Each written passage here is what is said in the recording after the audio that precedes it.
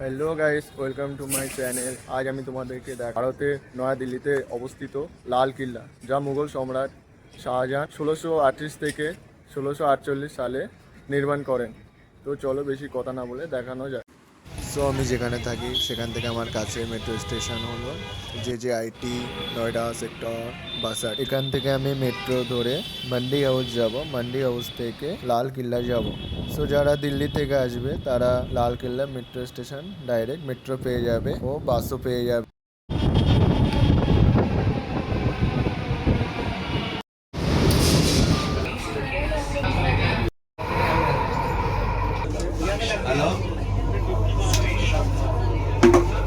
So guys, আমি mandi house চলে এসেছি। এখান থেকে আমি ব্লু লাইন চেঞ্জ করে ভায়োলেট লাইনে মেট্রো ধরে লাল কিল্লা মেট্রো স্টেশন যাব।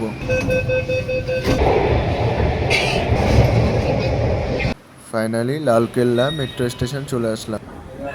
তো আমিও চলে আসলাম লাল কিল্লা। 1947 সালে 15ই আগস্ট ভারতের প্রথম প্রধানমন্ত্রী জওহরলাল নেহেরু এখান থেকেই ভারতের জনগণের জন্য এখানে ভাষণ দেন। সেই থেকে ভারতের প্রতি বছরে এখান থেকে লাল কিল্লা প্রধানমন্ত্রী পতাকা উত্তোলন করে। 2007 সালে এটি ইউনেস্কো ওয়ার্ল্ড হেরিটেজ হিসাবে স্বীকৃতি পেয়েছে। সো চলো লাল কিল্লার ভিতরে কি কি আছে সেগুলো দেখা। এর প্রবেশ মূল্য কত তা আমি স্ক্রিনে দিয়ে দিয়েছি।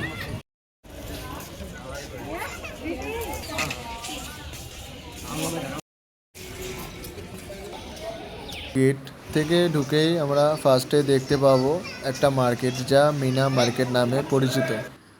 দেন আমরা দেখতে পাবো নওবতখানা। এটি হলো দিওয়ানি আম। শাহজাহান বাদশাহ এখানে সাধারণ জনগণের সাথে সাক্ষাৎ করতেন ও তাদের অভিযোগ শুনতেন। এখানেই শাহজাহান বাদশাহ বসতেন। আর এটি হলো দিওয়ানি খাস। এটি হলো মতি মসজিদ। এটি হলো সাওয়ান অ্যান্ড বাদন পাভিলন্স।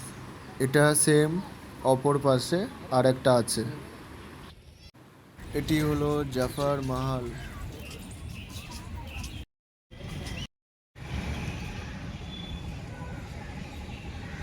এটি নেতাজি সুভাষচন্দ্র বোস মিউজিয়াম। সো দেখা যাক এর মধ্যে কি কি আছে।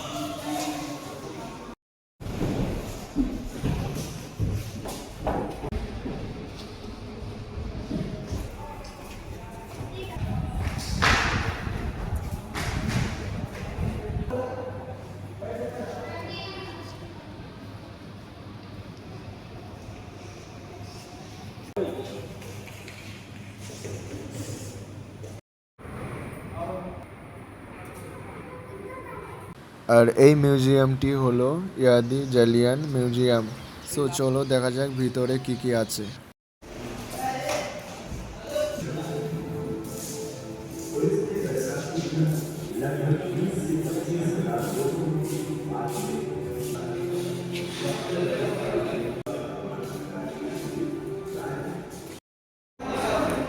মজা।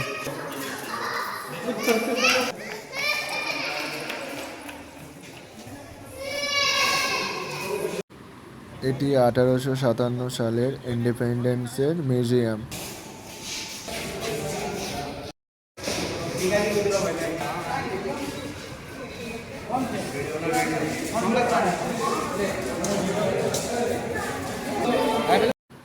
লাল কিল্লার ভিতরে যা ছিল সমস্ত কিছু দেখানোর চেষ্টা করেছি। আশা করি ভালো লেগেছে। গাইস, আশা করি ভিডিওটি ভালো লেগেছে। ভালো লাগলে অবশ্যই লাইক, কমেন্ট, সাবস্ক্রাইব করে দেবেন। ওকে, টাটা, বাই বাই।